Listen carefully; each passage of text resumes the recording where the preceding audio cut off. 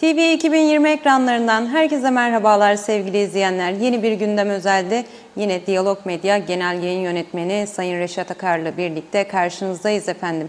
Evet, bugün yine konuşacak çok şeyimiz var, tartışacak çok şeyimiz var.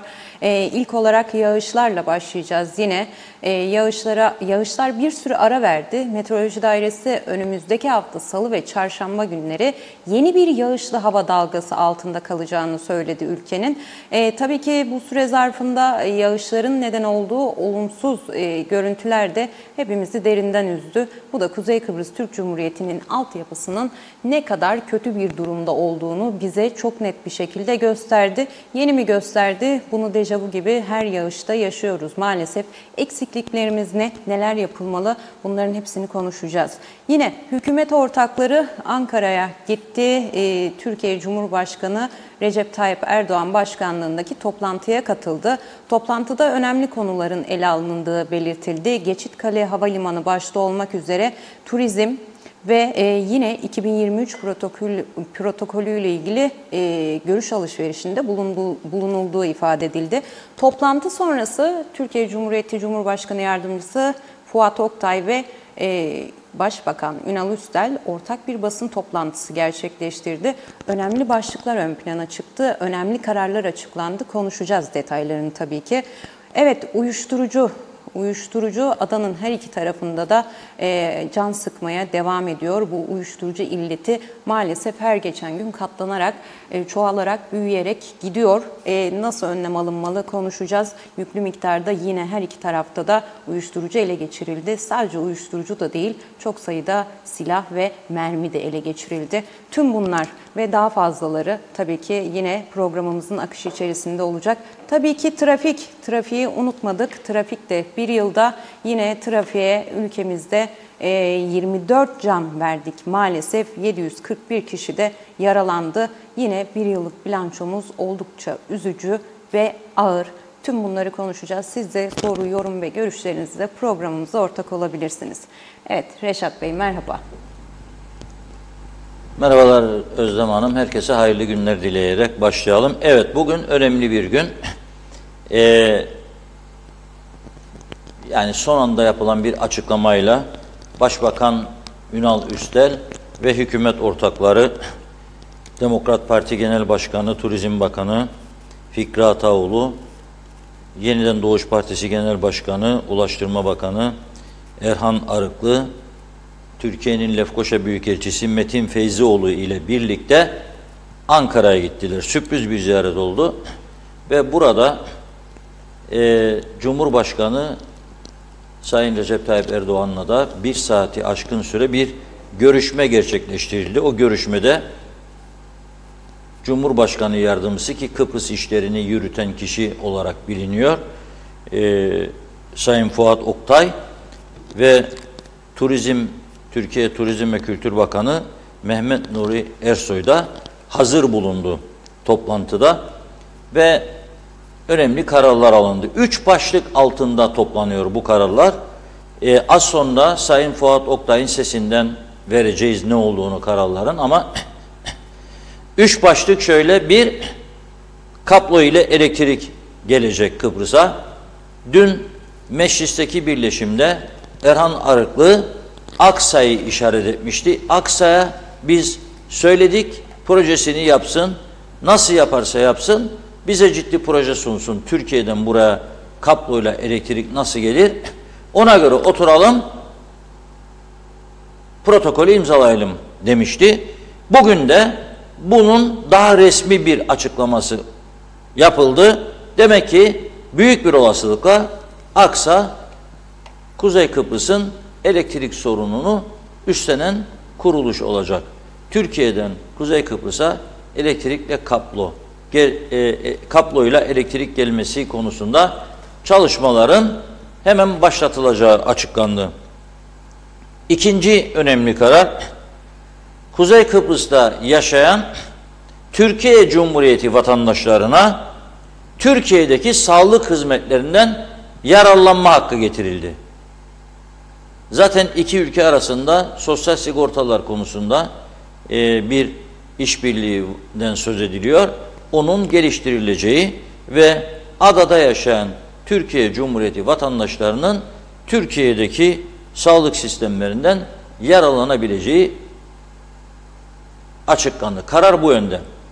Bundan sonra Türk vatandaşları için yeni bir umut doğdu sağlık açısından. Kalp sorunu var, ne bileyim başka rahatsızlıklar var ciddi.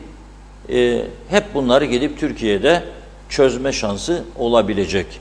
Ama KKTC vatandaşlarını kapsayacağına ilişkin herhangi bir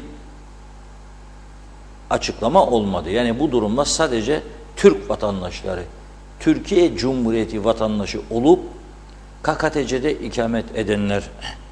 Bu da Türkiye'deki seçimler öncesinde önemli bir müjde olarak kayıtlara geçmiş oluyor diye düşünüyorum. Üçüncü başlık ise, bu da Rumları çok özellikle kızdıracak. Türkiye Cumhuriyeti destekli sosyal konut projesi. Bu projenin Derinye bölgesinde, tam sınır bölgesi, Mausa'nın Derinye bölgesinde gerçekleştirilmesi hedefleniyor. Gerçekten önemli. Yani tabii Kıbrıs Rumlara da Sayın Fuat Oktay az sonra sesinden vereceğiz. Biz bunu canlı yayınladık Ankara'daki basın toplantısını, ama o sırada izlememiş olabilirsiniz. Program onun için biraz geç başladı. Çünkü Ankara'da canlı yayın tam bizim program saatine denk geldiği için önce onu verdik. İyi de oldu. Onun üzerine konuşma şansımız olacak. Sizlerden bu konuda gelecek görüş ve önerileri de tabii ki önemlidir, bekliyoruz. Ama 3 ana başlık budur. Kablo ile elektrik, Türkiye Cumhuriyeti vatandaşlarına Türkiye'de sağlık hizmeti ve sosyal konut projesi. Biraz gerilere giderseniz sürekli izleyicilerimiz bilecek. Yani onların YouTube'a girip veyahut da Facebook'a girip de bizim eski yayınlarımızı bulmalarına gerek yok. Benim devamlı söylediğim bir şey vardı. TOKİ gelir Kıbrıs'a, sosyal konutları hazırlar. Çünkü olası bir çözümde birçok yeri vermek zorunda kalacağız Kıbrıs konusunda. Ve o zaman ne olacak? Şimdiden hazırlıklara başlayalım diye ben devamlı buradan mesaj vermeye çalıştım. Görmek lazım geleceği. Yani 2004 yılında Avrupa Birliği'nin üyesi olan ve tüm Kıbrıs toprağını kendine bağlayan Avrupa Birliği, Rusya-Ukrayna çatışması sonrasında da elbette Kıbrıs'ı çözümsüz bırakamaz. Avrupa Birliği'nin temel ilkelerine tamamen aykırıdır Kıbrıs'taki durum. Almanya'dan mesela siz trene binip Belçika'ya gidebilirsiniz veya arabayla falan. Avusturya, Fransa'ya giderler, oraya buraya, bütün AB üyesi ülkelere. Ne gümrük duvarı var, ne pasaport var, ne polis var. Kıbrıs küçücük bir adada pasaportla gidiş geliş, barikatlar, şunlar bunlar bırakmayacaklar diye söylüyorum ben devamlı. Ha bu nedir? Bütün gelişmeleri iyi bir şekilde incelediğimiz zaman ortaya çıkan, beklenen sonuç budur. Ha nedir? Kıbrıs Türk halkının haklarını tabii ki koruyacak, savunacak herkes. Ve bizleri 1963'de olanlara 74 öncesine götürmeyecek sağlam garantili bir çözüm olmasını istiyoruz. O amaçla belki bugün söylenmedi ama tam da dün bu ziyaret öncesinde Geçitkale Havaalanı'nın da Kıbrıs Türk Barış Kuvvetleri Komutanlığı'na devredildiği açıklandı Bakanlar Kurulu kararıyla. Bunlar bir tesadüf sonucu olamaz herhalde. Önceden hazırlanmış projelerdir. Atılması gereken adımlar günü saati geldiğinde atılıyor. Karşı tarafa da önemli mesajlar veriliyor. Çünkü Sayın Fuat Oktay, hazırsa sesinden arkadaşlarımız böyle bir öksürsünler duyayım. Fuat Oktay Bey'in açıklamasında Kıbrıs sorunun çözümüne kapılar kapanmıyor, kapatılmıyor. Çözüm istencinin devam edeceği belirtiliyor. Dolayısıyla yani aman Türkiye işte Derinliğe sosyal konut yapıyor. Aman Türkiye işte Geçitkale'yi de askeri üs yaptı da oraya Savaş uçakları gelecek. Da tamamdır, bitti, Türkiye burayı artık kendine bağladı Taksim. Öyle bir mesaj vermiyor. Tabii bu arada şimdi bizdeki özellikle sol kesim, solcu arkadaşlar, göreceksiniz bugünden yarından başlayacaklar. Askeri üst sistemi üyesiyiz. Geçikkale bir askere verilmesi doğru değildir. Eleştiriler falan filan. Şimdi ben de onlara sormak isterim. Geçikkale'yi kim kilitledi? 2009 yılında Asil Nadir Bey'e verilmişti Geçikkale Havaalanı ve Asil Bey de oraya projesini sunmuştu. Yabancı ortaklarıyla birlikte. Orada ikinci bir havaalanı ve çevresinde binlerce dönüm ziraat, özellikle asparagus, ayrelli çok pahalı İngiltere'de yetiştirilecek. Çok sayıda insana istihdam olanağı sağlanacak. Bütün civar köyler orada çalışıp asparagus üretecek. Birçok insan gelir sağlayacak ve doğrudan ihracat yapılacak. Bunun gibi projeler vardı. Ne yaptı 2009 yılında o dönemin sol iktidarı? Gitti Geçikkale'nin önüne elektrik direklerini dikti. Neden? Uçuş yapılmasın diye. Türkiye'den uzmanlar geldiği zaman, ama tabii bize öyle açıklamadılar halka. Dediler ki eğer bu direkleri dikmezsek, trafoları güçlendirmezsek Lefkoşa'da karanlıklarda kalacak. Sanki çok aydınlıktayız şu anda mesela. Birileri o zaman onlara da öyle söyledi. Onlar da bize öyle anlattı. Bir şey bildiklerinden değiller. Yani bir şey ölçtüler, uzman vardı da dedi bu trafolar buraya dikilmezse yok. Yani o direkleri havaalanının emniyetini bozmayacak şekilde da dikebilirlerdi. Nitekim Türkiye Sivil Havacılık'tan gelen ekip dedi ki bu şekilde uçakların salimen iniş ve kalkışı mümkün değil. Çarpar direklere facia olur. Direkleri çekeceğiniz dedi. O gün bugündür direkler çekilmedi. Çekilmediği için de Asil ve havaalanı aktif duruma getirmedi. Projelerini gerçekleştirmedi. Şimdi bu proje Bakanlar Kurulu alıyor, Barış Kuvvetleri'ne veriyor.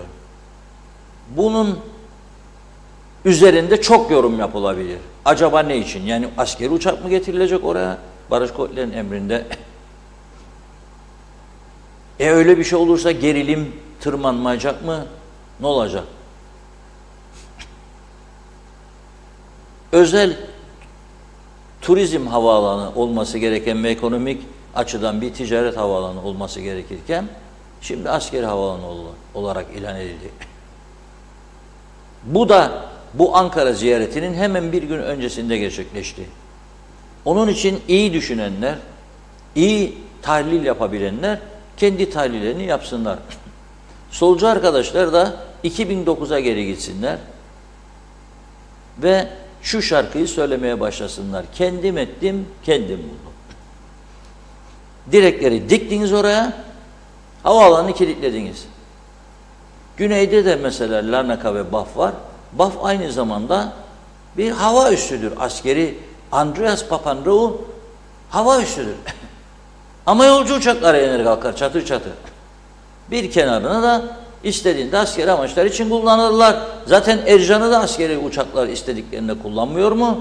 Törenlerimizde gelip uçan F-16'lar nereden uçuyor zannediyorsunuz? Geçikkale'den değil, oradan, çünkü Geçikkale'yi kilitlediler. Dediğim gibi o direkleri dikerek oraya. Evet, ben bunun 2009'da canlı şahidiyim. Onun için çok da yazılar yazdım, çok da konuşma yaptım o zaman da. Yanlış yapıyorsunuz, bu direkleri hatalısınız. Bu ülkeye zarar verici bir harekettir. Çekin bu direkleri diye. Zaten o dönemin iktidarının ömrü fazla gitmedi. Sonra gelenler de bakalım da edelim de inşallah maşallah her meselede olduğu gibi inşallah maşallah diye 2009'dan 2023'e 14 yıl kilitlediler. 5-6 yıldır da uğraşıyorlar. Ercan öyle olacak, böyle olacak, öyle büyüyor, öyle gurur kaynağımız, ondan inecek, bundan kalkacak. Dolayısıyla küçücük Kıbrıs'ın küçücük siyaseti bizim başımıza ne geldiyse onların yanlış işaretlerden gelmiştir ve gelmeye devam etmektedir ve dahası da gelecektir. elektrik konusunda daha önce de söyledim, bir kez daha söyleyeceğim. Almanya'nın eski başbakanı geldi ve dedi ki güneş enerjisi tavsiye ederim, biz size yardımcı olalım. İstemeyiz. Bize Kıp'tekimiz yeter. Eski jeneratörler ihaleli ihalesiz bir yılında arkadaşlara işler veriyor. Milyon eurolar dönüyor. Tamamdır. Herkes bir taraftan bir şeyi koparmak peşinde koştuğu için onurlu bir davranış sergilenmediği için bu ülkede maalesef. Ben herkes rüşvet yedi ve yiyor demiyorum ama kimisi rüşvet, menfaat, kimisi siyasi, dünyada geçerliği kalmamış ideolojilerin peşinde koşarak, onlara teslim olarak, kimisi de yandaşlarına yaranmak için bu ülkeyi maalesef bu duruma getirdi. Şimdi tabii Allah yardımcısı olsun. Türkiye Cumhuriyeti vatandaşları büyük sorunları Türkiye'de çözdüğü zaman KKTC'deki hastanelerin rahatlayacağını da hesap etmiş olabilirler. Ama bu hastanelerin ne tür ufacık sorunları bile çözemediğini Sayın Fuat Oktay'ın açıklamasını dinledikten sonra sizlerle konuşacağız. Hazır mı? Evet. Buyurun. Başbakan, Sayın Genel Başkanlar, değerli basın mensupları, Kuzey Kıbrıs Türk Cumhuriyeti Başbakanı Sayın Ünal Üster'le birlikte hükümet ortakları ve genel başkanlar Sayın Fikri Ataoğlu ve Bayındırlık ve Ulaştırma Bakanı Sayın Erhan Arıklı'yı ülkemizde ağırlamaktan mutluluk duyuyorum. Kendilerine bir kez daha hoş geldiniz diyor. Bu vesileyle Kuzey Kıbrıs'taki tüm kardeşlerimize selam ve sevgilerimi iletiyorum. Sayın Başbakan ve hükümet ortakları ziyaretleri çerçevesinde Cumhurbaşkanımız Sayın Recep Tayyip Erdoğan tarafından kabul edilmişlerdir ve görüşmede de kapsamlı değerlendirmeler yapılmıştır. Ardından gerçekleştirdiğimiz heyetler arası görüşmemizde Türkiye, Kuzey Kıbrıs Türk Cumhuriyeti işbirliği ile yürütülen projeler ile siyasi ve ekonomik alanlardaki gelişmeleri ele aldık. Devam eden reform süreçleriyle Kıbrıs Türk'ünün istikrar ve refah için ihtiyaç duyduğu düzenlemelere ilişkin fikir alışverişinde bulunduk. Hem değer üreten hem de sahip olduğu değerlerle dünyaya açılan bir KKTC için anavatan Türkiye olarak üzerimize düşeni yapmaya devam ediyoruz. Geçmişiyle, geleceğiyle Kıbrıs Türk'ü odaklı bu duruşumuz milli davaya sahip çıktığımız kadar dertli oluşumuzdandır. Derdimiz Kuzey Kıbrıs Türk Cumhuriyeti'nin istikrar içinde kalkınarak tüm kurum ve kuruluşlarıyla güçlendirilmesidir. Bu cennet toprakların turizm ve eğitime ilaveten tarımsal üretimiyle, enerji ve maden kaynaklarıyla, limanlarıyla, ticaretiyle ve yüksek teknolojisiyle ambargoları kırmasıdır. Derdimiz Kuzey Kıbrıs Türk Cumhuriyeti ay yıldızlı bayrağının tüm platformlarda dalgalanmasıdır. Türkiye, KKTC güç birliği bölgede istikrar ve refah, Türkiye yüzyılının şafağında Akdeniz'den yükselsin istiyoruz. Bugün KKTC Başbakanı ve hükümet ortakları ile bu doğrultuda daha da ilerlemenin tam zamanı olduğuna inanıyoruz ve bu çerçevede de ileriye dönük kararlar aldık. 2023 İktisadi ve Mali İşbirliği Anlaşmamızı hem projeler hem de mali çerçeve itibariyle bugüne kadar oluşturduğumuz altyapıyı farklı boyutlara taşıyacak şekilde tasarlıyoruz. Ulaşım ve altyapısıyla birlikte teknolojik dönüşüm, sanayileşme, madenlerin işlenmesi, tarımsal verimliliğin artırılması ve iş gücü piyasasının güçlendirilmesi gibi önceliklerle ilerleyeceğiz. İşbirliğimiz sürdürülebilir ve kurumsal nitelikte ve uzun vadeli bir yapıda olmaya devam edecek. 2023 protokolü hazırlıklarını da yine en kısa sürede omuz omuza tamamlayarak yine birlikte ekip olarak kamuoyu ile paylaşacağız. Kuzey Kıbrıs Türk Cumhuriyeti'nde yaşayan Türkiye Cumhuriyeti vatandaşlarına yönelik Cumhurbaşkanımız Sayın Recep Tayyip Erdoğan'ın özellikle hassasiyet gösterdiği bir müjdemizi paylaşmak istiyorum. Türkiye'deki sağlık sisteminden, Türkiye'de yaşayan vatandaşlarımız gibi yararlanma hakkı getiriyoruz Kıbrıs'ta yaşayan Türk vatandaşlarına. Bu çerçevede iki ülke sigorta sistemleri entegre edilecektir. Zaten bunun detaylarını Sayın Başbakan ve heyetiyle birlikte de görüştük. İkinci bir müjdemiz, Derinya bölgesindeki sosyal konut alanını devreye alıyoruz ve bu bölgede TOKİ işbirliğiyle sosyal konut projelerini yine inşallah yakın zamanda başlatıyor olacağız. Yine bu da görüştüğümüz diğer bir projeydi Sayın Başbakan ve heyetiyle. Üçüncü müjdemiz, asrın projesiyle denizin altından Torosların suyunu Kıbrıs Türk'ü kardeşlerimize ulaştırdığımız gibi şimdi de kablo ile elektrik temini projesini başlatıyoruz. Bununla ilgili tüm hazırlıklar şu anda hükümet nezdinde devam ediyor. Yine aramızdaki istişareler devam ediyor. Çok yakında bunun kararı verilecek ve proje de başlatılacaktır.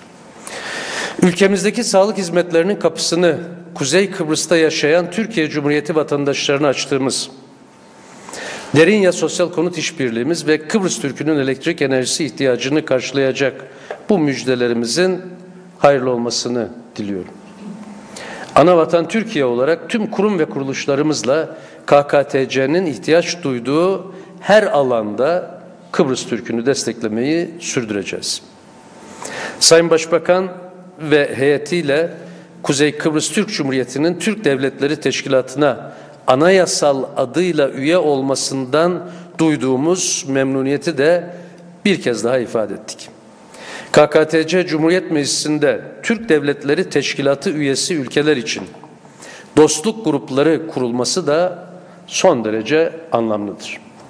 KKTC'nin Türk Devletleri Teşkilatı'na gözlemci üyeliğinin ardından KKTC'nin tanınması için de seferber olmaya devam edeceğiz. Kıbrıs konusunda uluslararası toplum çözümsüzlükte ısrar etse de garantör ülke olarak hakkaniyetli bir çözüm için mücadele edeceğiz.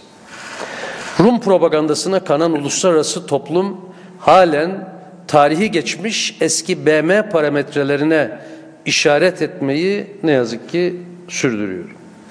Kıbrıs Türk tarafı ne istediğini çok açık ve net şekilde ortaya koymuştur. Çözüm, Kıbrıs Türk halkının egemen eşitliğinin ve eşit uluslararası statüsünün tescil edilmesiyle mümkündür. Egemen, iki eşit devlet temelinde bu mümkündür. Türkiye olarak biz de KKTC'nin bu vizyonuna tam destek veriyoruz. Kıbrıs Türklerinin 1960 yılında teyit edilen ancak 3 yıl sonra gasp edilen müktesep hakları tescil edilmedikçe Türk tarafı tekrar bir müzakere masasına oturmayacaktır. Bunun için uğraşanlar kendilerini boşuna yormasınlar. Doğu Akdeniz'de hem ülkemizin hem de Kıbrıs Türk halkının hakları ve meşru çıkarları mevcuttur. Ne Rum kesimi ne de farklı taraflar bu alanlarla ilgili rüya görmesin. Doğu Akdeniz'deki hidrokarbon faaliyetlerinin uluslararası hukuk temelinde sürdürülmesi için hakkın ve haklının yanında dimdik durmaya devam edeceğiz. Maraş'ın hayat bulması yönünde KKTC hükümetinin yürüttüğü çalışmalara desteğimiz de sürecek. Gerek kalkınma ve işbirliği alanında, gerek Kıbrıs Türk'ünün uluslararası alanda verdiği mücadelede Cumhurbaşkanımız liderliğinde Kuzey Kıbrıs Türk Cumhuriyeti'nin yanındayız.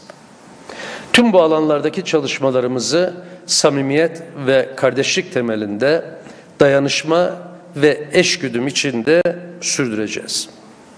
Çözüm odaklı Kıbrıs Türk'ünü ve Türkiye KKTC gönüldaşlığını gözeten bir anlayışla mücadeleye devam edeceğiz. Bu duygularla Başbakan Sayın Ünal Üstel'e ve hükümet ortaklarına ziyaretleri için bir kez daha teşekkür ediyor. Kuzey Kıbrıs'a buradan muhabbetlerimi iletiyorum.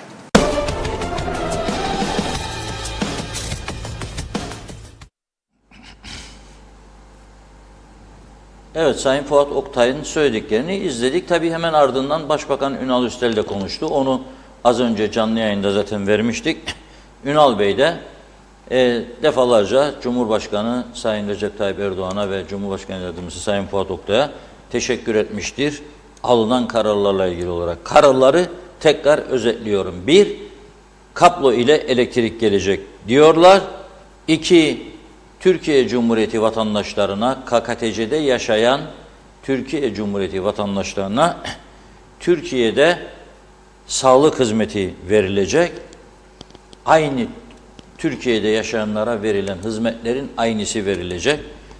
Ve Derinya'da TOKİ ile sosyal konut projesi gerçekleştirilecek. Derinya bir sınır bölgesidir, biliyorsunuz. Sürekli eylemler olur. Sosyal konut olması o bölgede yapılacaksa eğer tabii karar alındı ama ne zaman olacak bilemiyoruz. Çünkü daha önce de bir güvercinlikte sanayi bölgesinden söz edilmişti. Şu ana kadar da gerçekleşmedi. 2-3 yıl oldu galiba söyleniyor. Güvercinlikte sanayi bölgesi şu bu. Öyle bir düşünce var. Ne zaman gerçekleşir bilemeyiz. Ama şimdi bazı kararlar iç siyasete yönelik alınır. Yani halkı mutlu etmeye veya umutlandırmaya yönelik bazı kararlar dış konularda da tetikleyici olması açısından alınır. Bu doğaldır. Yani mesela Rum tarafı da birçok ülkeyle stratejik anlaşma yaparken o ülkelerin bizimle savaşacağı anlamına gelmez yani veya Türkiye ile. Mesela Mısır'la Yunanistan, Güney Kıbrıs'ın ortak savaşı var. Mısır Türkiye'ye saldıracak diye olmaz. Ama olası bir durumda o üçü birlikte hareket edecek diye mesaj veriliyor bize. Mesela aynı anlaşma İsrail'le yapıldı, Ürdün'le yapıldı, Birleşik Arap Emirlikleri ile yapıldı, Suudi Arabistan'la yapıldı ya da yapılacak. Çok yönlü onların da hazırlığı var. Fransız savaş gemisi Charles de Gaulle uzun zamandan beri Doğu Akdeniz'de görev yapıyor. Tatbikatlar düzenliyorlar ortak. Hatta Amerikan ordusuyla da Rum ordusu ortak tatbikatlar düzenliyor. Bir taraftan da Rum tarafına yönelik Amerikan silah ambargosu kaldırılıyor. Tam bu dönemlerde birbiri arkasına gelişme oluyor. Şimdi beklenti nedir? Rum Dışişleri Bakanı Ioannis Kasouliadis'in 2 gün önce Kıbrıs Rum basınında yayınlanan bir açıklaması vardı. Satır arasındaki kelimeler aynen şu anlamı taşıyor. Şunu söylüyor.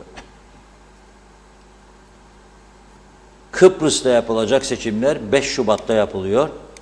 Güney Kıbrıs'ta 1. tur. Bir hafta sonra 2. turu yapılacak.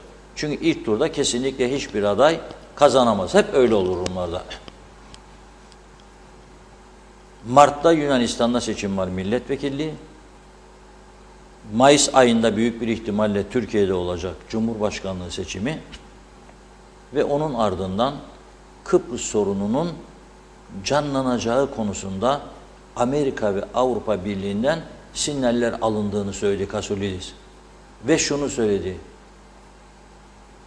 Kıbrıs'ta çözüm yanlısı liderler göreve gelirse o zaman çözüm kolay olur.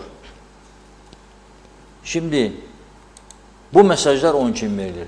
Yani biz iki eşit egemen devlet dediğimizde yarın derler ki işte Kıbrıs Türk Devleti ve Kıbrıs Cumhuriyeti ortak bir devlet kurmuştur. Dolayısıyla egemenliğimiz ve eşitliğimiz tanınmıştır. Bunu böyle söylediğinde benim bir liderim burada. Ben halk olarak onu anlayacağım. Ne kadar eşit ve egemendir o ayrı bir mesele. Uluslararası hukukun içine gir, oku, anlayabilirsen anla. Ama burada verilen mesaj Sayın Fuat Oktay'ın hakkaniyetli bir çözüm için çalışacağız diyor Kıbrıs'ta. Çözüm odaklı mücadeleye de devam edeceğiz diyor daha sonra. Fakat Kıbrıs Rumlar masaya gelip de bizimle bir anlaşmaya varıncaya kadar Biz de boş duracak değiliz mesajı. Hem bize veriliyor hem onlara veriliyor. Nedir mesaj? Suyu getirdiğim gibi elektriği de getiririm yarın. Ekonomikman tamamen Türkiye'ye bağlamış olurum burasını. Zaten dış politikada KKTC'yi İslam konferansına veya Türk devletleri toplantısına taşıyan da benim. Sen de memnunsan bu durumdan çözümsüzlüğe devam et. Geçikkale'de askeri havaalanı yapıyorum. Ciddi bir durum ve böyle bir mesaj verilmiş oluyor Rum tarafına. Şimdi ben soruyorum.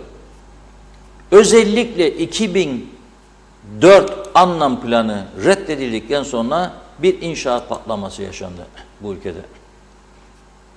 Öyle milyon falan değil, milyar sterlinler döndü. Şimdi de milyar sterlinler dönüyor. Rum arazileri üzerinde yapılan inşaatlar çatır çatır satılıyor. Özellikle İskele bölgesi korkunç. Şimdi yarın gelecekte limon portakal bahçeli evlerden çıkarılacak olan Kıbrıslı Türkler, çıkarılmayacak diyemez kimse. İsteyen varsa buyursun tartışalım. Vallahi billahi vermem diyemez kimse. Çünkü harita verdik. İsviçre'de verilecek bölgeler vardır orada. Denktaş Bey'in zamanında da vardı. Kabul ettiğimiz verilecek bölgeler vardır. 120-130 bin Rum'un dönebileceği şekilde düzenleme yapılacaktı. Ve bizden anlam planı kabul edilseydi en az 65 bin kişi evinden çıkmak zorunda kalacaktı. Nereye gidecek bu insanlar? İşte burada bu ülkeye en büyük kötülüğü yapan bizim siyasilerimizdir. Hiç şikayet etmesinler. Neden? Şimdi bile bu kadar emlak patlaması var. Duymuyorlar mı sağcısı solcusu? Sağcılar zaten iktidardadır, biliyorlar. Onların izniyle oluyor bunlar. Solcular duymuyor mu? Mausa milletvekilleri, İskele milletvekilleri var. Görmüyorlar mı geçerken oradaki patlamayı? Görüyorlar. Biliyorlar. Fakat bugün oldu hala da meclisten bir yasa geçirmediler. Rum mülklerinin satışında ekstra bir tapu vergisi ve o vergiyle hem arıtma tesisleri, kanalizasyonların yapımı hem de taşınmaz mal komisyonunun çalıştırılması, kaynak toplanması. O taşınmaz mal komisyonu çalıştırılsaydı bugün Güzelyurt'ta birçok bölgedeki Rum mülkleri de Türkleşmiş olacaktı. Güzelyurt'taki mülk sahibi Rumların %40'ının mülkünü satmak için taşınmaz mal komisyonuna başvurduğu açıklandı geçmişte. Düşünebilir misiniz? Eğer bu %40'ı çözseydiniz zaten geri kalan da gelecekti. Hadi %10, 15, 20 gelmedi. Çoğunluk sizde. O zaman vatandaşlarınız o yerlerde rahat ve huzur içinde oturmaya devam edecekti. Ama şu anda kimse rahat değildir. Soruyorum güzel yurtlular. Rahat mısınız yerinizde? Bir çakıldaşı vermeyeceğiz dedikleri zaman da rahat değildiniz. Bugün de rahat değilsiniz. Eğer rahatsanız niye çocuklarınızı Gönyeli'ye gönderiyorsunuz? Niye cenazelerinizi Lefkoşa mezarlığına gönderiyorsunuz? Rahat değilsiniz. Çünkü siz söylüyorsunuz. Ben dinliyorum sizden. Güvenmiyorsunuz bizim siyasilerimize. Ve orasının her zaman bir taviz bölgesi olduğunu biliyorsunuz. Ama fırsat düştü. Avrupa İnsan Hakları Mahkemesi bize bunu tanıdı. Fakat maalesef yapmak istemediniz. Ve bu ülkede 2'de 1'de Türkiye elçiliğinin önünde eylem yapanlar. Ya o 2009'a Geçikkale'yi siz kapattınız. Diktiniz direkleri oraya. Uçaklar inip kalkamasın diye. Sırf kötülük yapasınız diye. Otel yaptı Asil Bey. Gittiniz otelin önünde ilk günden gene eylem yaptınız. Gene sol sendikalar. İlk gün daha ilk turist kafilesi. Şimdi gene Türkiye'den gelen yatırımcılar var. Büyük paralar akıttılar buraya. Şimdi onların önünde onları engellemek için bin bir çaba sarf ediliyor. Ülkeyi sevmek bu mudur ya? Yani turist olmazsa, öğrenci olmazsa, uçaklar gidip gelmezse, turist taşımazsa, emlaktan yeterli vergiyi alamazsak nasıl bu ülkeyi düzelteceğiz? Kanalizasyon, arıtma sorunlarını nasıl çözeceğiz? Rezil bir durumdadır memleketimiz ya. Bakınız bugün Beşparmak köyünden gelen fotoğraflar vardır. Arkadaşlarımız getirsin o fotoğrafları. Yağmur yağıyor. İnsanları korku alıyor. Dağdan dökülen çakıllar, taşlar. Yolun içinde ve çocuklarını bu insanlar otobüse koyup okula gönderiyorlar. Siz bakın bu rezalete. Sizin çocuğunuz olsa bu yolların içinden geçen otobüslere gelecek fotoğraf var arkası. Siz gönül rahatlığı içinde çocuğunuzu bu yollardan geçen otobüslerin içine koyup da okula gönderir misiniz? Sorarım. Gelsin diğer fotoğraf var. Ha? Hale bakar mısınız? Siz yağmur yağdığında böyle. Benim karayolları dairemin adamı yok. Aleti, edevatı yok. Aracı yok. Kim gidip temizleyecek bunu? Ben mi temizleyeceğim? Yani bu Ankara'ya gittiğinde hep Cumhurbaşkanı yardımcısı 5 defa teşekkür eden arkadaşlar. Bunları konuştunuz mu acaba ya? Söylediniz mi yaptığınız ihmalleri? İtiraf ediyoruz, biz bunları başaramadık diyor musunuz?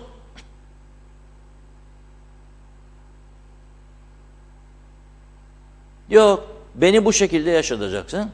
Sonra da umutlanmamı istiyorsun yurdumdan. Nasıl umutlanacağım? Şimdi sağlık meselesi.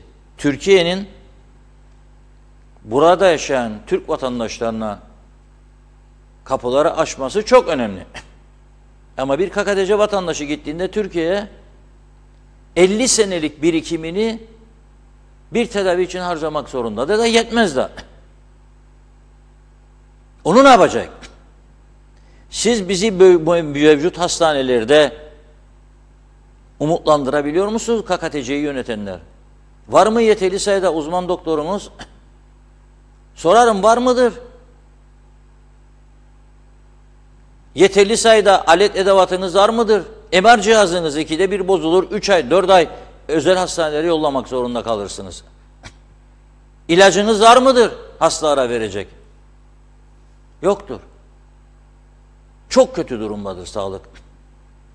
Bakın bir cihaz getireceğim şimdi ekranlara. Defibrilatör denir bu cihaza. Bu nereden çekildi? Bu biraz dursun. Bu fotoğraf nereden çekildi bilir misiniz? Lefkoşa'nın güneyindeki Cyprus Mall'dan çekildi. Alışveriş merkezinden. İyi dinleyin lütfen. Ey Kıbrıs Türk halkı veya cemaati veya toplumu. Ne isterseniz söyleyin. Ben o kelimelere takılan bir adam değilim. Bana göre cemaat dönemimizde daha iyiydik ha. Polisler vardı, devreye gezerdi. Hastanelerde daha uzman doktorlar vardı. Daha iyi durumdaydık. Yardımlaşma kültürümüz vardı. Sevgi, saygı vardı. Komşuda bir şey bizim eve de düşerdi. Şimdi komşu perdeyi açar bakar. Aman aman der, bu nereden buldu parayı da çekti altına bu arabayı der. Öteki çeker perdeye bakar. Aman aman bak gördün mü bunun evde ne parti vardı. Paralar, vurgunlar falan. Herkes birbirine haset eder duruma geldi. Demek ki ganimetin de faydası yoktur. Çalışmadan, üretmeden, terlemeden para kazanmanın hiçbir kimseye faydası yoktur. İnanın bana. İnanın. Çalışana helal olsun. Alın teriyle kazanana sonuna kadar helal olsun. Ona da, ailesine de, çocuklarına da, torunlarına, herkese. Şimdi bu aletin için getirdim ben.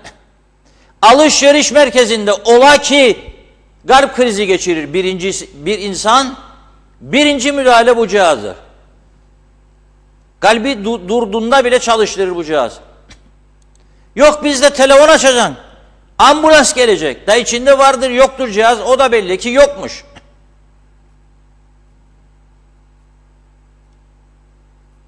Mesela bir eski futbolcu arkadaşımız Mehmet Pars'ı hatırlarım ben. Girne'de kalp krizi geçirdi. Akçiçek'e gitti. Akçiçek'te böyle bir cihaz olmadığı için hani kalbini çalıştırsınlar.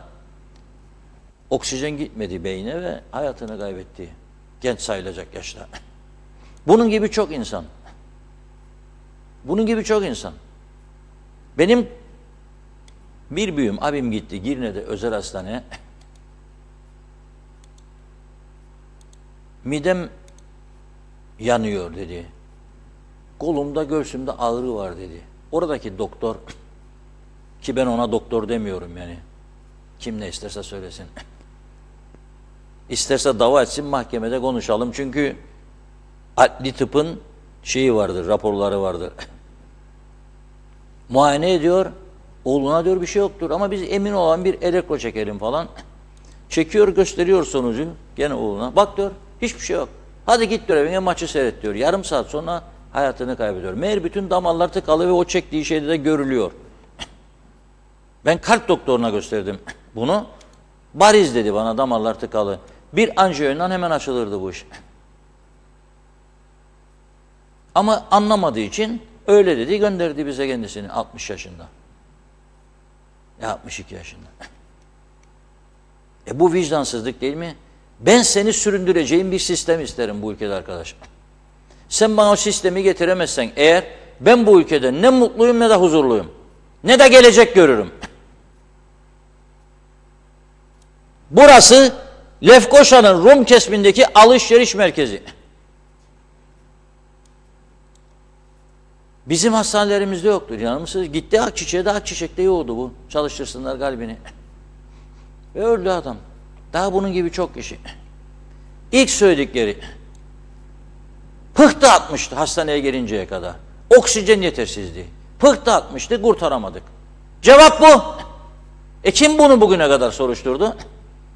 Ben bekliyorum, örgütleri var. Doktorların. Biraz da kendilerini yoklasınlar. Araştırsınlar. Nedir eksikleri? Neden oluyor bu ölümler? Nedir cihaz eksikleri? Yok sadece 2'de 1'de ek mesailer ödendiydi, ödenmediydi. Hemşire vardı, yoğdu, onun grevleri, eylemleri. Biraz da kendinizi sorgulayın. Ne kadar uzmanınız vardır elinizde? Ne kadar cihazınız vardır? Hangilerinde ihtiyacınız vardır? Çıkarın listeyi. Gidin meclisin önüne dayayın karşılarına. Ya bunlar alınır ya da kapatırım hastaneleri diye bakayım nasıl yaparlar. Sonra sordum ben. Ne kadardır bu cihaz dedim. Gelsin öteki fotoğraf. Türkiye'de indirime de girmiş. Alışveriş merkezlerinde satarlar şimdi Türkiye'de de. 18.500 Türk lirasıymış ha. Görüyorsunuz. Kalp durduğunda hani kalbi çalıştırmaya yarayan bir cihaz. Kalbi çalıştırdıktan sonra beyne oksijen gidince birinci tehlike atlatılmış olur. Sonra hastanede müdahale ederler. 18.500 lira. Yok mu 18.500? 200, 250, 300 tane danışmanı olan bakanlar, bakmayanlar binaları vardır. En üst kademeden alta kadar. 200, 250, 300 danışman istihdam eden adamlar bir tanesinin sadece maaşının 3'te 1'iyle 4'te 1'iyle bunu alabilir. Eğer birazcık ülkeyi gerçekten severek yönettiğini iddia ediyorlarsa, benim bu söylememden sonra şimdi hiç olmazsa bu kadar zaman ihmal ettiler. Bütün hastane sağlık ocaklarına 2-2 alırlar, 3-3 alırlar. Para değil çünkü. Eğer birazcık bu ülkeyi ve insanını sevdiğini iddia ederlerse, bu ay alacakları maaşların yarısını bağışlarlar, devlete hiç yük olmadan alırlar. Hadi buyurun. Alacağınız hayat pahalılığı artışını verin, bunları alın. Ankara'ya gittiniz, siz bugün sevinerek açıkladınız bize. Evet, elektrik istiyoruz. İhtiyacımız var. Bu şekilde gitmez. Evet, sosyal konuda ihtiyacımız olacak. Hele çözüm olursa. Hele çözüm olursa. Hele çözüm olursa çok ihtiyacımız olacak. Doktor Fazıl Küçük, Rauf Denktaş'ın ölüm yıl dönümleriydi. İkisine de Allah'tan rahmet diliyorum. Ama bu sene bir şeyler oldu. 10 yıl Denktaş'ı hatırlamayanlar demeç üstüne demeç, da liderimizdi da, örnekti de bilmem ne de. Yalan! Külliyen yalan. Sahte siyasetin ürünü. 10 senedir aklınıza gelmedi. Korkardınız bir yerlerden herhalde. Şimdi bu sene canlandınız, bir işaret aldınız herhalde. Anıt mezar dediğiniz, attığınız ovanın içerisine adamı ki önünde titrerdiniz 20 sene önce, 30 sene önce.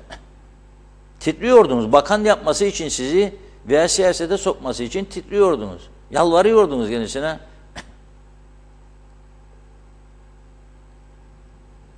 Anıt mezarı çöplük haline getirdiler. Orayla da ilgilenmediniz. Bütçe de ayırmadınız. Gidip bakmadınız da. Heykel yaptılar size. Ne Denktaş'a, ne Atatürk'e, ne doktora benzetmeyen. Kurdele kestiniz. Gülücükler dağılarak açtınız. Bunda bile ciddiyetsiz. Benzemiyor. Hayır bu olmaz, doğrusunu yapalım diyemediniz. Sen Denktaş'a bunu yaparsan Doktor Güç'e, Atatürk'e sana ne yapacaklarını düşünür müsün sen? Sana ne yapacaklarını düşünüyor musun sen gelecekte? Bir empati yapın bakalım. Hani Ersan Saner Bey'i hatırlayan var mı? Başbakan da ama koltuktayken Sayın Başbakanım, Sayın Başbakanım, ben gittim bir gün, program vardı orada. Sayın Başbakanım, gidenler gelenler, ceket ilikleyenler şimdi adını duymak istemezler. Telefonu dın demezmiş Ersan Bey'in. Arıcılık yapmaya başladı. Faiz Sucuoğlu Bey.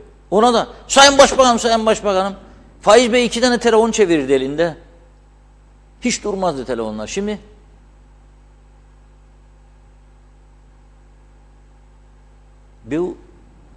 bu günlerin yarınları da var diye bir söz var. Bunu düşünmek lazım.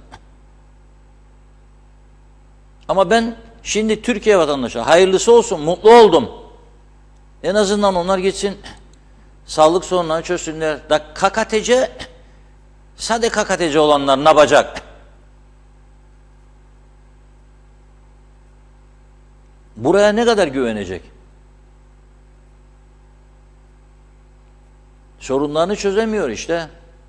Özel hastaneye gitse para ister. Para ister. Nereden bulacak? İşte geçen gün bahsettim. Mausa'dan yazan vatandaşımız kalçasından ameliyat olacak. Yahut da göbeğinden, unuttum vallahi. O kadar çok geliyor ki her gün uyandığımda 70-80 tane mesaj var. Messenger'den, WhatsApp'tan, normal mesajdan. 8 aydır bekliyor ameliyat günü. Gittikçe de fenalaşıyor. Gel kliniğe demiş doktor. Çünkü burada demiş o malzemesi yok ameliyat için. Ama klinikte, hastanede var. Özel yer hastanede. Ne çok değil. 60.3 tane sıfır. 60.000 TL. Bugün asgari ücret bugüne kadar 8.600'dü. Asgari ücretli çalışan bir adam 8 ay yemeyecek, içmeyecek ve sadece ameliyata verecek. Ev nasıl geçinecek? 8.600 liraya bugün adam açtır be kardeşim. Aç. 2 çocuk varsa ki Hoca Efendi diyor bol çocuk yapın diyor, Allah razı olsun. Yapın çocuğu, gönderin faturayı Hoca Efendi. Din İşleri İdaresi'nin bol parası var, ödesin. Bu sene bütçesini çok artırmışlar.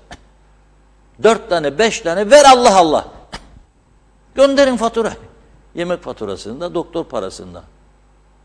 Çocuk evde öksürür, burnu akar, alır anne götürür doktora. Ne kadar? 800 ama sizden 600 alalım, 500 alalım. 2 çocuk 1000 lira. Günlüğü 1000 lira değildir. Karı koca ikisinin günlüğü 1000 lira değildir. Yarattığınız düzene bakın siz. Yarattığınız düzene bakın. Oradan açıklıyorsunuz bana sevine sevine kararları. KKTC vatandaşları nasıl sağlıktan yararlanacak? Nasıl? Hangi sağlıktan? Olmayan sağlık. Bak Sağlık Bakanı ne diyor? Halkımızı ilaçsız bırakmayacağız diyor. Çatlayın patlayın ama yok. Şimdi de Ekonomi Bakanı halkımızı diyor 95 oktansız bırakmayacak. Yok. Yok. Kudret Özersay da paylaştı bugün. Yok. Kaç tane benzinci gezdim yoktur diyor. Ama o taraftan bakanın bugünlük günlük faaliyet raporu vardır diyor.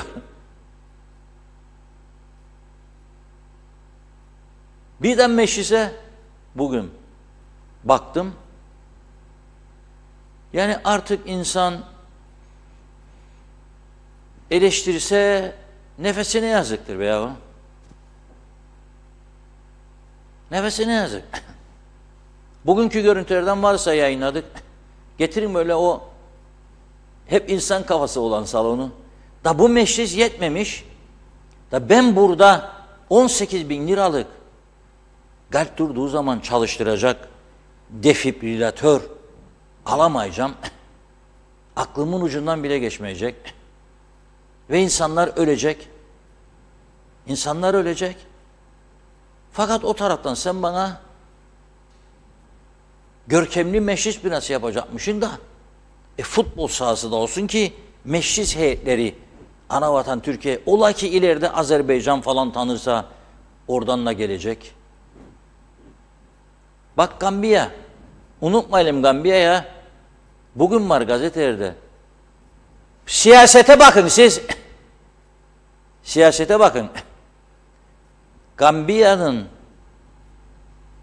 Cumhurbaşkan Yardımcısı geldi buraya. Ankara'dan özel uçakla gönderdiler Türkiye'nin ricası üzerine. Tanıyacağım falan demedi ha. Bir iki ziyaret yaptı. Adamlar gördü bunu. Bir güzel bayan seçtiler. Büyük elçi. Rumlar propagandada dünya birincisi. Ve genellikle propaganda uzmanları Paris'te eğitilir. Yani nereden bilirim? Adım gibi eminim de bilirim. Rum enformasyonunda görev yapan tanıdığım insanlar vardı. Onlara sonra öğrendim ben de. 2 yıl eğitim gördüğünü söylüyordu bana. Rum enformasyonda yabancı gazeteciler bölümünden sorumlu adam. Yok bizde. Ve bizim Osman yapar be bu işi, koyun oraya kendini. İngilizce bilir bilmez no problem. Başka lisan no problem. Dünya siyaseti no problem.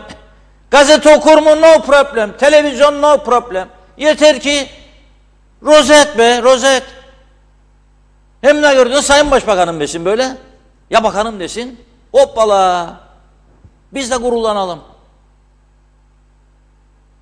Meclise gösterdi işte şimdi arkadaşlar. Bugünkü halini. Bomboş.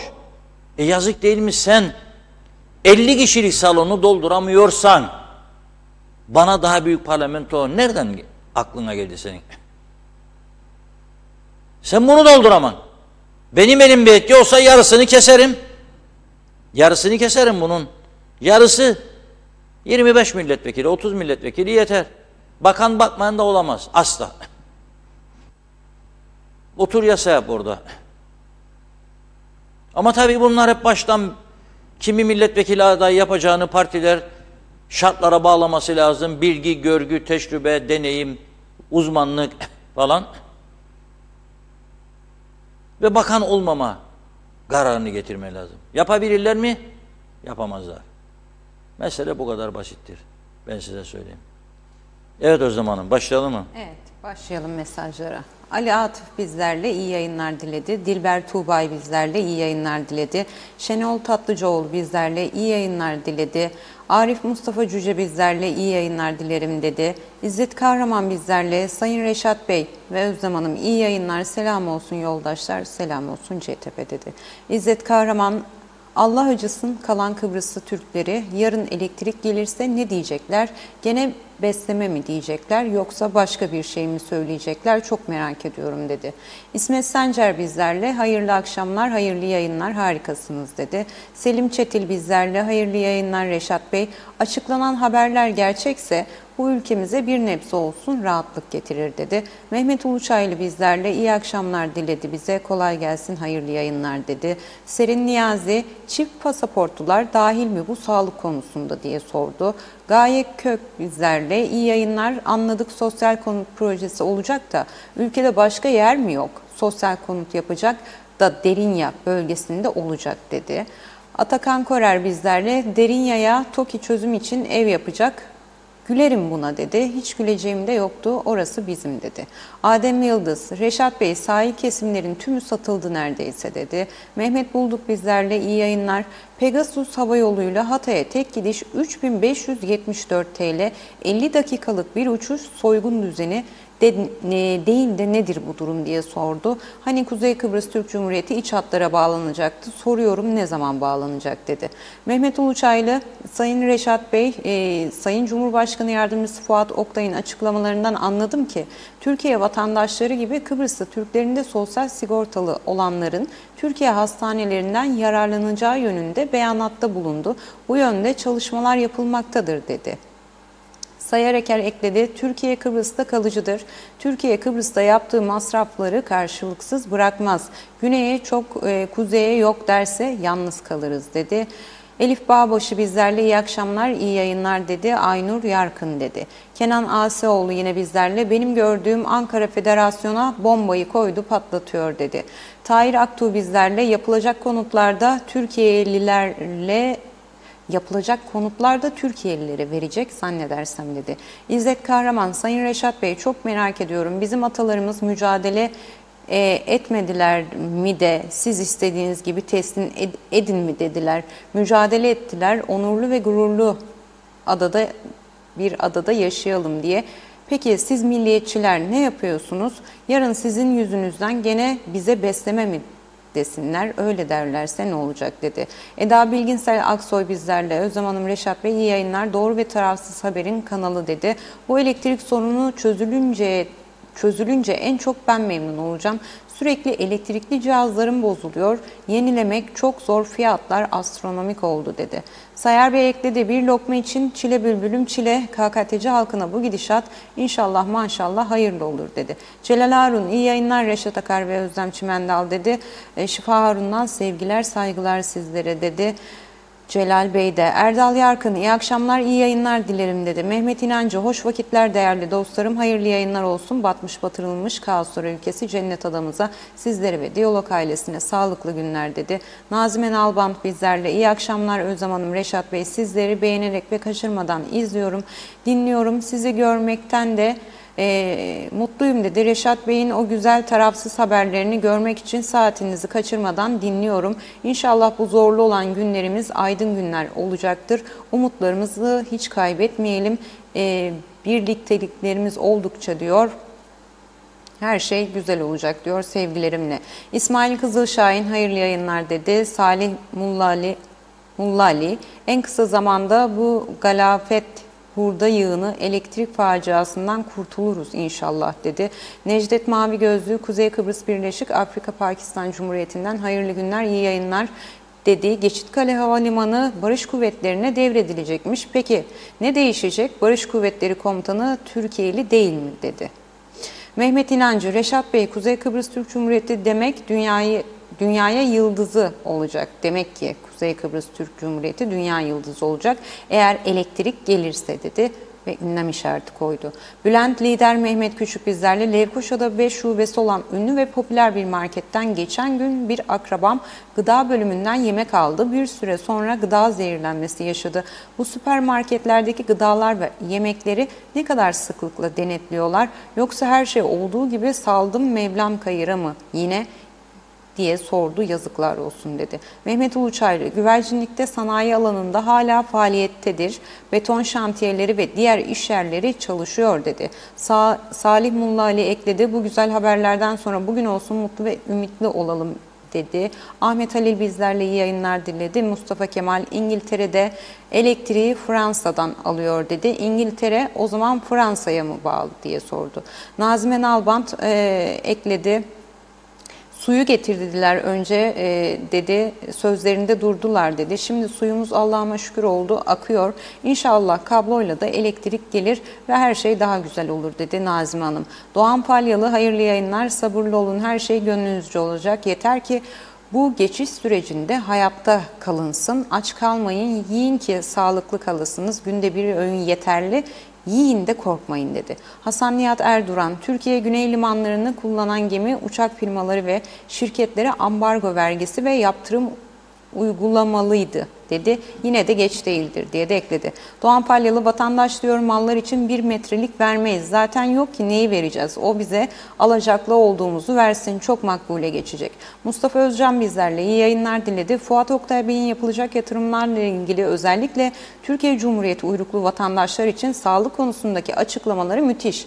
Türkiye ile Yakın Doğu Üniversitesi Hastanesi arasında muayene bir miktar ücreti pahalı olmasına rağmen anlaşması var ama doktorun yazdığı reçeteyi alarak SGK ile anlaşmalı bir eczanesi bile yoktur diyor. Onun için müthiş bir uygulama. İkinci konuda elbette ki yıllardır sıkıntı yaratılan kablo ile elektrik konusu da müthiş. Bu güzel olayları kim yapıyor, kim katkı sağlıyor? Türkiye. Türkiye'nin yapacağı bu icraatların karşısında bile bu iktidardaki hiçbir siyasi partiye ve vekiline bugüne kadar vatandaşlarına sıkıntı ve sefaleti layık gördüğü için 1 gram oy vermemeye yeminliyim dedi. Ömer Boz Karavezirler bizlerle, hiçbirinin sözüne inanmıyorum, hiçbirine de güvenmiyorum.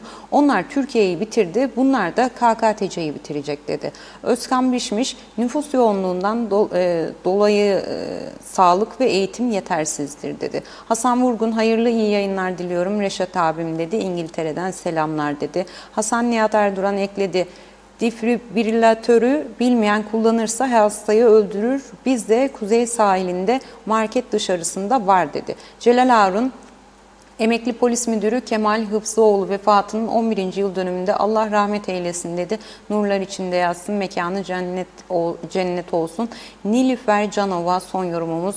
İnsan hayatı her yönden çok ucuzdur. Bizim taraf maalesef her yönden yolun sonundayız dedi. Nilüfer Hanım da değerli katkı ve yorumlarınız için çok teşekkür ediyoruz efendim.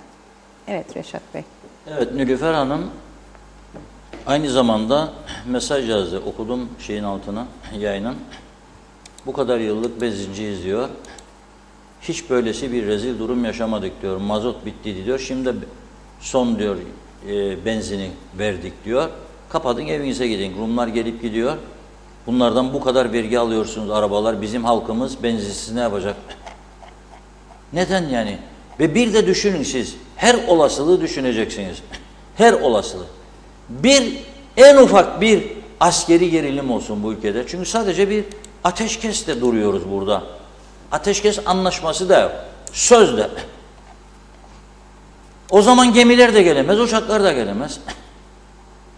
Ne olacak? Biz akaryakıtsız mı kalacağız burada? Bir basit gerilim söyleyin. Depolarınız nerede sizin? Istoklarınız nerede? Yok mu ya bir devletin istoğu? Yoktur. Demek ki yoktur. Bakın istasyonu da gönderdi Nilüfer Hanım. Ben gönderdim, rejideki arkadaşlar gösterecek.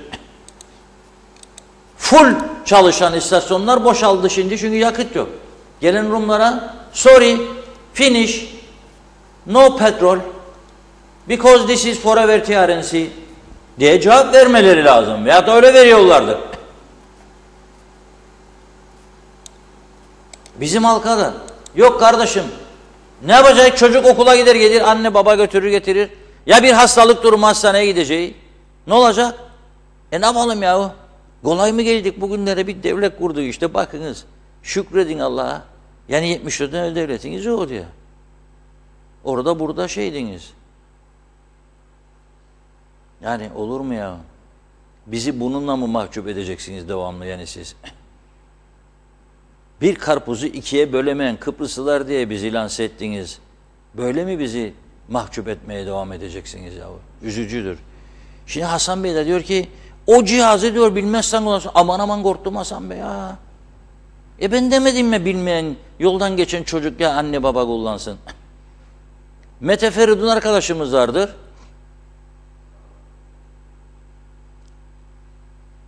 Mete Feridun arkadaşımız vardır. O arkadaşımız İngiltere'de nasıl olduğunu anlattı bana. Şey var, söyleyin, asansörlerin olduğu yerlerde bile bundan var. ve o binada çalışanlar mecburen eğitimden geçiriliyor. Mecburen. O asansörlerin olduğu binalarda mecburen eğitimden geçiriliyorlar. Öyle boş değil yani bu iş. Evet, kısa bir araya gidiyoruz.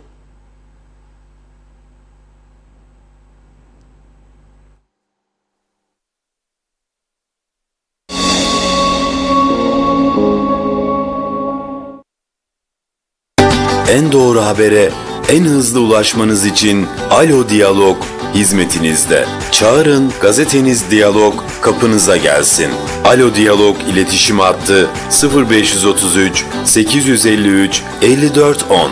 Gazeteniz Diyalog sadece 6 TL. Mirador Hills, Gönyeli. Aşıklar Tepesi'nde geniş araziler içerisinde özel havuzlu, lüks 5 adet triplex, 4+1 villa ve 5 adet 3+1 tek kat villadan oluşan Mirador Hills 10 seçkin yaşam alanı sunuyor. Tüm odaları en suite olan, ekstra yardımcı odası, çalışma odası ve spor odası bulunan Lefkoşa'da benzeri olmayan bir proje.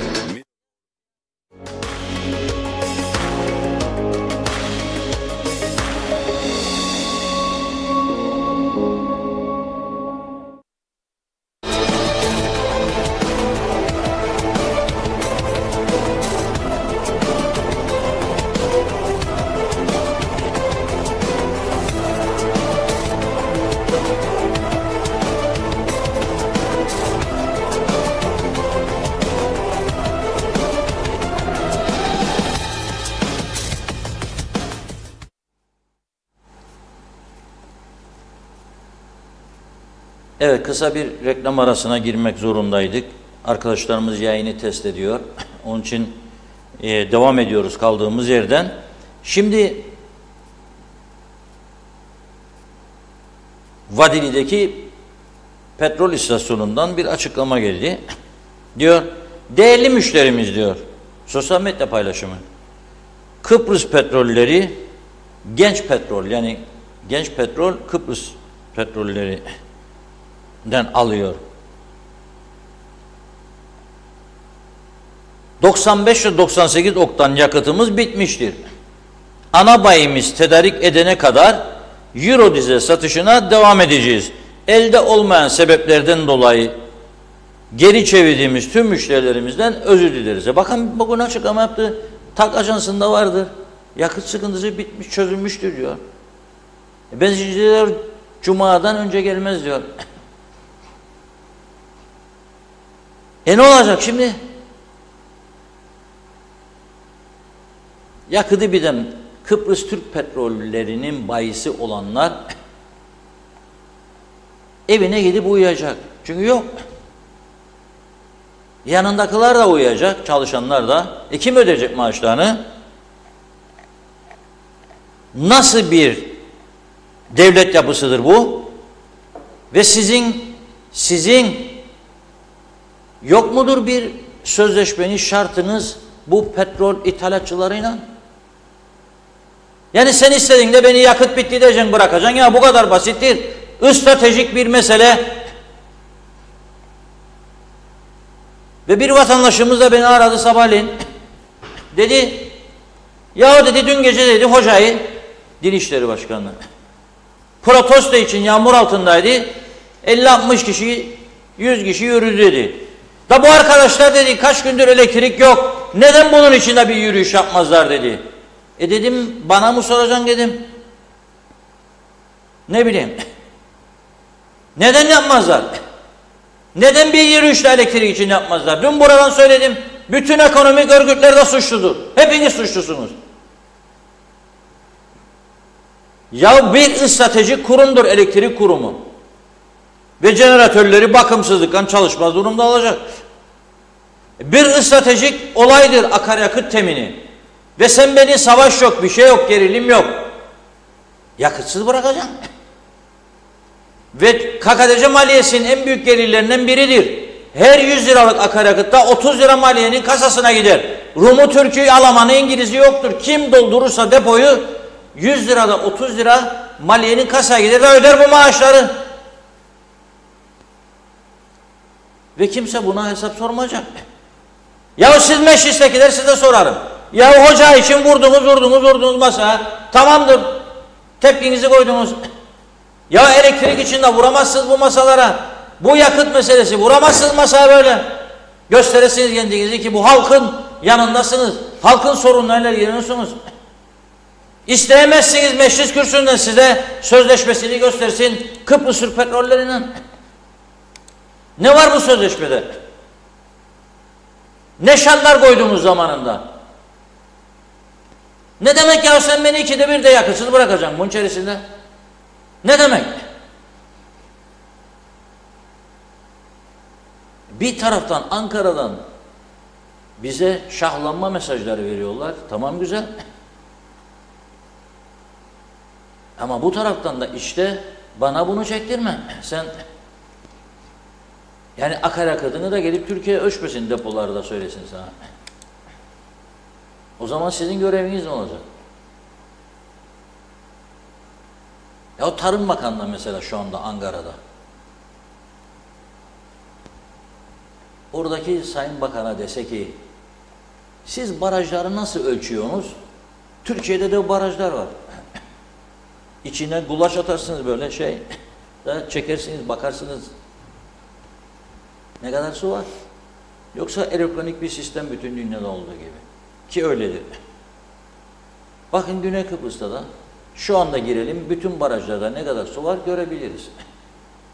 Biz bir aydır Özlem Hanım uğraşıyor alsın. Daha ölçmedik, daha bakacağız, edecek de. Ankara'da neyi görüşürsünüz? İneklerin yiyeceği kalitedeki yemleri mi konuşursunuz? Kuraklık paralarını mı konuşursunuz? Gene verin bize, para da ödeyelim de eğilim olmasın. Ne için? Nedir bir avuçluk memleketin çözülemeyen sorunları da devamlı yardım talep edersiniz? Kendi kendimize yetemeyecek durumda mıyız sizce? Değiliz. Ama böyle bir şartlar altında bizi yaşatıyorsunuz. Çok üzücü. Gerçekten üzücü. Bir başka üzücü olay da nedir? 2022 yılının trafik bilançosu açıklandı. 24 ölü maalesef, 741 yaralı. Bu 741'in inanın 1/3 en az sakat. Ya eli ömür boyu düzelmeyecek, ya ayağı, ya kaşı, ya gözü, ya çenesi, ya bir yeri.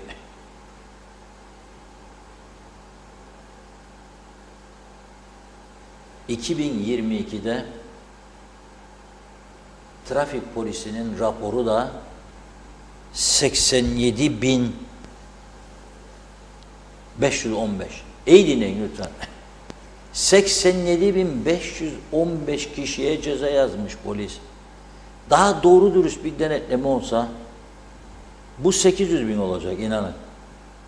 Polis yok, yeterli denetim yapamıyorlar. Haftada bir, 5 günde bir, 10 günde bir bazen duruma göre. Sayı yetersiz, araç gereç yetersiz. Fakat bunlar problem değil. Demeç var ya, Demeç mikrofonun karşısında, kameralarda görünce, yaşaraya sonsuza dek tanıtacak da. Biraz evvel yarıda kaldım. Gambiya'ya dedim. Bugünkü Diyalog gazetesinde var. Arkadaşlar bulsun. O güzel büyükelçi bayan var.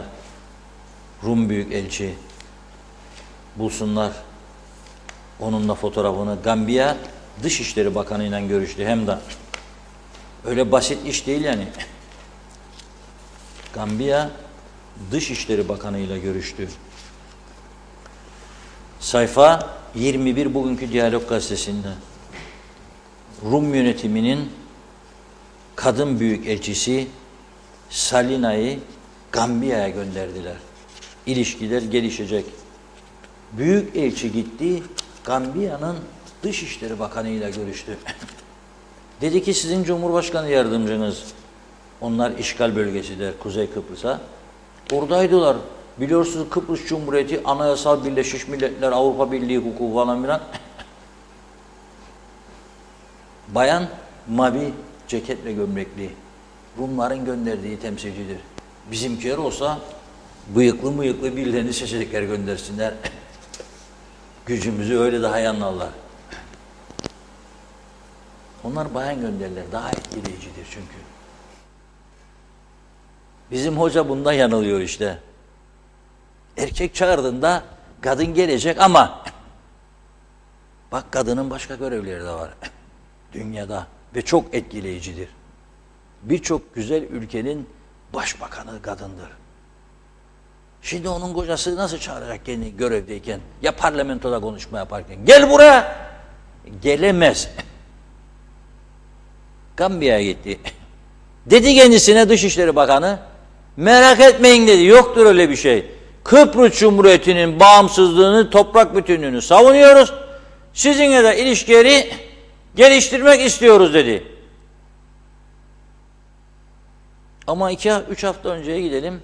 Bizimkiler öyle bombardıman patlattılar ki oluyor bu iş ya, oluyor dediler. Ne oluyor ya dedim ben de. Ne oluyor? Da biz bilmiyoruz. Oluyor işte. Ne? Tanıma. Allah ne kadar iyiliğiniz varsa versin. Bence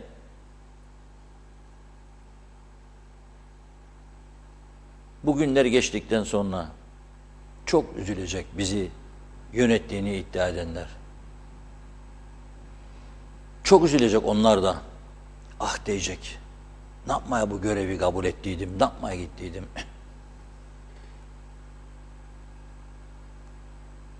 Bu halkın bu duruma düşmesi, akaryakıt bile bulamayacak duruma düşmesi, 25,5 lira 1 litre süt alması, hastaneye gittiği zaman hayatını kaybetmesi, o kadar basittir ya. O gösterdiğim kalbi çalıştıran cihazı iş merkezlerinde, asansörlü merkezlerde asansörün yanında da bulunduruyorlar diyor Mete Feridun. Ama bütün bina çalışanları mecburdur kurstan geçsin diyor. Ben muhasibim de bana demem. Yoktur öyle bir şey. Kural vardır. Öğreneceksin. Ey Avrupa isteyenler size söylerim. O Saprus Mol'da da öğretmişlerdir çalışanlara. Merak etme Hasan Bey de. Bizim gibi değiller. Üstün zeka bizdedir ama iş yapma yeteneği de onlardadır. Bizde IQ çok yüksek. Patladı yani. O kadar yüksek. Da onun içindir işte bütün bu başarılar ortada. Büyük başarı vardır.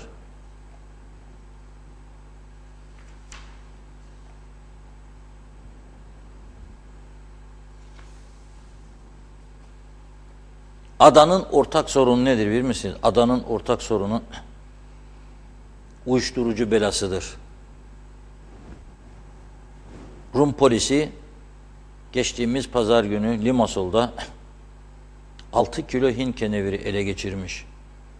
22 ve 23 yaşında henüz 2 kişiyi tutuklamış. Bizde ise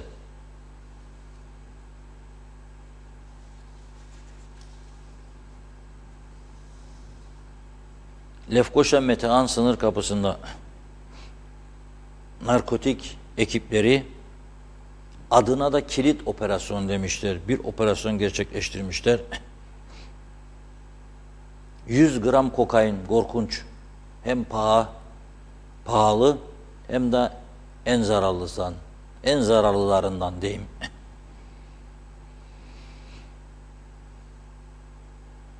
...100 gram kokain... İkametgahında arama yapmışlar. 340 gram da ikametgahta Hint keneviri. Ayrıca 16 gram daha kokain evde. Tabanca, 53 adet de canlı mermi bulmuşlar. Ne hale geldi memleket?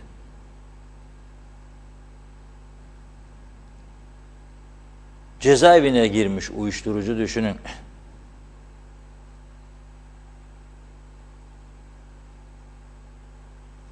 mahkeme huzuruna çıkarılan bir şahsa verilmek üzere polise teslim edilen yiyecekler, içecekler arasında uyuşturucu hap bulmuş polis. 3 kişiyi tutuklamış. Meyve suyu kutusunun içerisine gizlenmiş uyuşturucu madde içerikli 99 tane hap koymuşlar. Meyve suyunun içine. Ambalaj yaptılar, koydular ki su geçirmesin. Meyve suyu diye polise ve bizim şeye götür ya, içsin de vitamincik koysun. 99 tane uyuşturucu. Sonra o götürenin ikametgahında araştırma yapmışlar. İkametgahında da 18 adet daha uyuşturucu bulunmuş. Gerçekten üzücü bir durum. Gittikçe yayılıyor. Adanın iki tarafı da uyuşturucuya teslim olmuş vaziyette ve dikkat ediyorsanız gençler çıkıyor hep artık. 18, 25, 28 yaş arası gençler. Çok dikkat etmek lazım. Evet Özlem Hanım, son mesajları da okuyalım ve tamamlayalım bugün. Celal Harun, Mustafa Erdoğan Akar'ın sağlık sorunu nedeniyle tedbirsizlik sonucu vefat etmesi çok üzücü bir durum. Arkadaşları olarak çok üzüldük. Merhuma Allah'tan rahmet diliyoruz. Nurlar içinde yatsın diyor. Mekanı cennet olsun, ruhu şad olsun dedi. İlker Çetin bizlerle iyi yayınlar diliyorum. İzmir'den bir tanıdığım Girne'den daire aldı. 2 aydan beri bakanlıktan izin çıkmadı. Devlete para gelecek ya dedi izleyicimiz. Yan kaçıyor devlet. Sonra da Türkiye'den para bekliyorlar dedi. Necdet Mavigözlü, Reşat Bey o söylediğiniz cihaz 18.000 TL olduğuna göre hastanelerde değil, hastanenin her odasında ve ambulanslarda bile olması gerekir. Ama lüks harcamalarına gelince para var. Bu can kurtarmak için çok önemli cihaza para yok. İnşallah bu cihaza kendileri de muhtaç olur demiş. Hasan Nihat Erduran 1963 işgal ve istilasına karşı neden birlik beraberlik yok bizde dedi. İlkay Adalı bizlerle iyi ki varsınız iyi yayınlar dedi. Doğan Falyalı önemli olan internette varlık göstermek genele çalışır ya kendine yapamazsa selfieci göndermeli diyor. Beğeni alır, var olduğu belli olsun. Ayşe Güner Mertcan bizlerle Tanrı cümlemizi korusun. Londra'dan Güner Bey dedi. Kubilay Selçuk kime güvendiysek bizi sırtımızdan hançerledi dedi. Hüseyin Şener kahrolsun statüko dedi izleyicimiz. Hüseyin Koltan mutlu sağlıklı akşamlar diliyoruz. Doğru ve gerçek haberin adresi hoş vakitler, keyifli dakikalar, hayırlı yayınlar dileriz. İyi ki varsınız saygılarımla dilinize emeğinize sağlık dedi. Halil Anıldı. Kuzey Kıbrıs Türk Cumhuriyeti'nde yaşayan Türkiye Cumhuriyeti vatandaşları Türkiye hastanelerinde bakım ve muayeneleri yapılacaksa Türkiye hükümeti tarafından karar alındı diyor. Güzel bir düşünce, hiçbir itirazımız yok. Peki KKTC vatandaşları Türkiye hastanelerinde bakım ve muayene olma kararı var mı vatandaşları için? Yok. Ben 6 ay önce İstanbul'da bir hastanede büyük bir omurga ameliyatı geçirdim. Sağlık Kurulu tarafından gönderilmeme rağmen 480.000 TL para ödedim demiş izleyicimiz. Hastanede rehin kaldım, arabamı sattım, eşim altınlarını sattı, bankadan borçlandım ve hastane masraflarını ödeyip taburcu oldum. KKTC vatandaşları olarak neden biz de Türkiye Cumhuriyeti hastanelerinden yararlanamıyoruz diye sordu. Halil Enes Saraç bizlerle iyi yayınlar. Ben arabama benzin almak için gittim, bana benzin azaldı diye İstediğim rakamı vermediler dedi izleyicimiz. Hüseyin Koltan, Reşat Bey elektrik kabloyla gelmesi çok güzel elektriğin ve bu güzel bir karar dedi ama geç alınan bir karardır dedi. Yine Aytaç iyi yayınlar diliyorum Özlem Hanım. Reşat Bey no comment dedi, yorum yok, saygılarımla arz ederim dedi.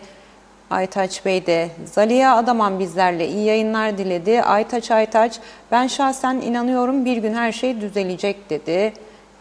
Karşılıklı konuşmaları atlıyorum. Mehmet Uluçaylı, diğer ülkelere giden petrol tanker gemileri niye hava muhalefetine yakalanmıyor? Bu durum sadece bize özel mi diye sordu izleyicimiz.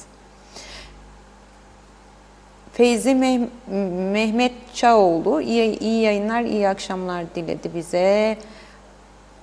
Yine Yusuf Tuncer Barkut bizlerle bazıları yine ambargoya takıldı dedi. Hasan Türk bizlerle. Reşat Bey, boşuna gayret. Bunların yüzüne tükürsen ilahi ya Rabbi şükür diyecekler. Derileri muşam mı oldu artık onların, dedi izleyicimiz. Mehmet İnancı, şarkıyı unuttun Reşat Bey, dedi. Mustafa Tuncay, iyi yayınlar Reşat Bey. Özlem Hanım, ülkemizde benzin, elektrik, ilaç yok. Allah yardımcımız olsun, dedi. Karşılıklı konuşmalar var yine. Mehmet Şenler bizlerle, iyi yayınlar diledi. Teşekkür ediyoruz. Bekir Törer bizlerle. Mesele dinle ilgili olunca koşan örgütler yakıt, elektrik konusunda sessiz, dedi. Şule Muhtar Onbaşı bizlerle. Mausa'da sokak lambaları gündüz yanıyor, gece kesiliyor, her taraf kapkaranlık, dedi. Necdet Mavi Gözlü, hapishanede yemek yok mu? Dışarıdan ne yemek ne de içecek bir şey almamalı gardiyanlar, dedi. Hasan Erten bizlerle, iyi yayınlar dilerim, dedi. Ama ambargolarda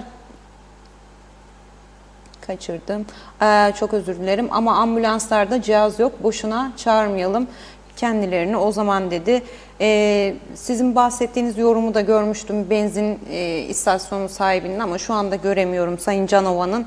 Aynen sizin aktardığınız gibiydi.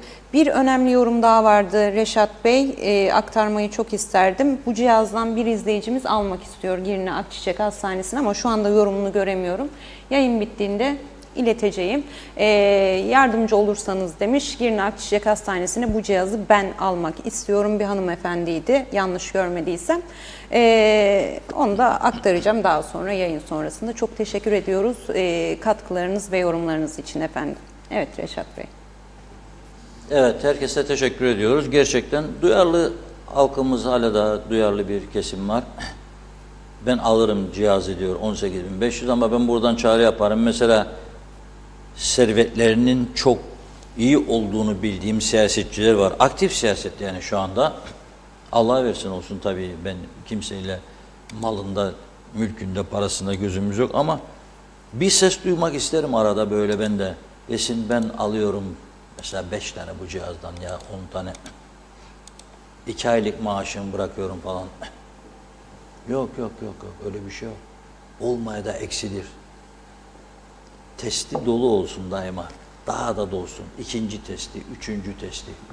Sonunda bir keten şeydir giydirdikleri ya. Cepme yok. Ama anlamıyorlar işte. Hayatın ne kadar kısa olduğunu ve önemli olduğunu, dayanışmanın ne kadar gerekli olduğunu, insanları mutlu etmenin ne kadar mükemmel bir özellik olduğunu akıllarından geçirmiyorlar. Ölenin arkasından cenaze törenlerine gidiyorlar. Görüyorsunuz siz de. Bazıları gülüyor cenaze törenlerine. O cenazenin aile mensupları, o ölünün aile mensupları orada içleri yanarken, yaşlı olsa bile anne baba gidiyor ya yakını gidiyor. Onların içi yanarken nasıl gülersiniz? Cami, tiyatro meydanı mı ya? Ya da cep telefonlarında yüksek sesle konuşma camide. Gitmeyin o zaman bu cenaze törenlerine. Gitmeyin. Gitmeyin. Hiçbir manası yoktur. Sahte bir duruştur sadece. Yazık. Evet, bugün bu kadarla toparlıyoruz. Yarın inşallah maşallah yeniden birlikte olacağız. Heyetimiz hele bir dönsün Ankara'dan. Yaslı gittik, şen geldik diye bir şey vardır biliyorsunuz, marş. Yaslı gittiler, şen dönüyorlar. 3 günlük karanlıklardan sonra gittiler. Anavatan dedi ki, getiriyorum be size elektriği dedi sudan sonra. Bizimki heyecandan ölüyor. Allah! Mehter Marşı'ndan karşılamak lazım. Kırmızı halıyı serin şimdi Ercan'a. Mehteran takımı da hazır olsun orada. Yoksa sizin Cumhurbaşkanı'nın, hükümetin yoksa Cumhurbaşkanı'nın bando takımı var, onu getirsinler. Çok iyi olacak. Böylelikle hükümet krizi de bir süre için atlatılmış oldu. Yani bu güzel Ankara ziyaretinden sonra Sayın Erdoğan'a mutlaka söz vermişlerdir. Devam edecek diye bir süre daha. Hayırlı uğurlu olsun diyelim. Yarın yeniden görüşmek üzere. Hoşça kalınız. Sevgiyle kalınız efendim.